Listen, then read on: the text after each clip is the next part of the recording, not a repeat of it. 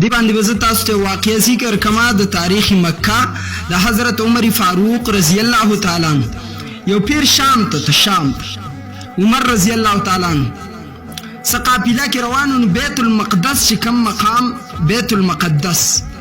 په دغه ځګین کې عمر رضی الله تعالی عنہ قافله ورکه شو. وسوچ کې دی عمر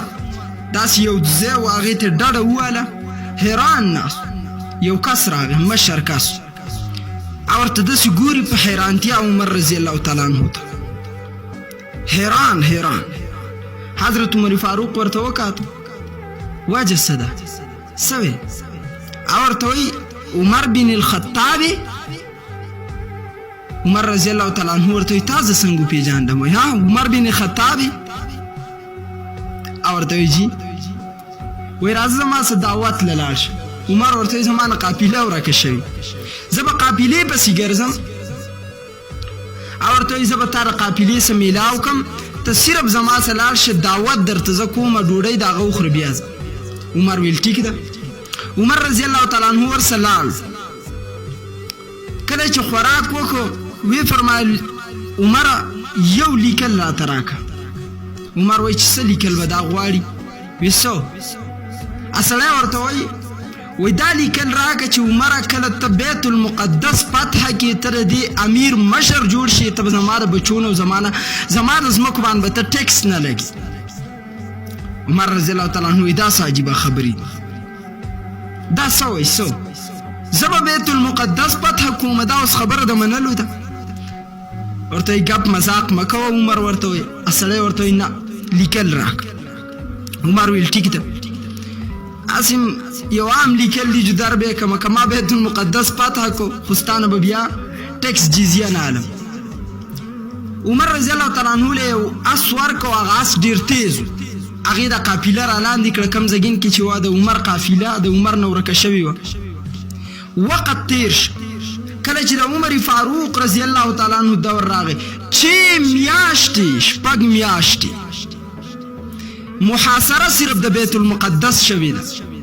30,000 لخر د عمر په دور کې د بیت المقدس محاصره کړل. دا ډیر په سخت باندې مسلمانو حاصل کړو. داس عمر چې کله فتح کو راغی اغزګین ته ودرید اغزګین کې عمر فاروق رضی الله تعالی عنہ ولال دی سوچ کې دی چې سواخ کې خودل ته زماسه سواقیا راغلی وډاره ووال یو بوډا سړی را روان دی. عمر رضی الله تعالی عنہ جوړته څنګه وکاتو نو ذهن کې ټول واقعیا رااله چې دا سړی او چې د ماته دعوت را کړو د زمانه لیکل اغستیو دې زګین کې زماسه ملاو شو چې عمر ته بیت المقدس پاتہ کی هغه کله عمر مسلمان نو دا د اسلام د وخت ټیم دی کوم وخت کې مسلمان او خلیفہ او په کوم وخت کې بیت المقدس پاتہ عمر رضی الله تعالی عنہ را پاسې دا سړی ورته وی عمر ورته حاضر عمر ما ته وعده دی یاد ده ما چې تداوت کړه او زماغه وعده ته یاد ده. عمر ورته یاد ده خو عمر سخیال دی عمر فاروق رضی الله تعالی عنہ ورته ټیک ده زلته یو دوه کې ایران دی او طرف ته خو جیز ټیکس دی او د اسلام په جامه کې دی اسلام حکم خو عمر نه ماته عمر خو عمر بل طرف ته وعده کړی و ویزه ټیکدار سره درته معاف دي لیکن یو خبر راته که تاسو څنګه پته ولګی چې عمر به بیت المقدس فتح کوي عمر به بیت المقدس فتح کوي تاسو څنګه پته ولګی ورته وی عمر دا ټول خبرې زمون په تورات انجیل کې موجود دي دا ټول خبرې زمون تورات انجیل کې مخکې نه موجود دي ورته وی عمر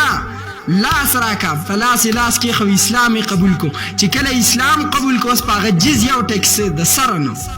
جزیه او ټیکس خو علی چې کله اسلام نه قبلې مارز دا کاو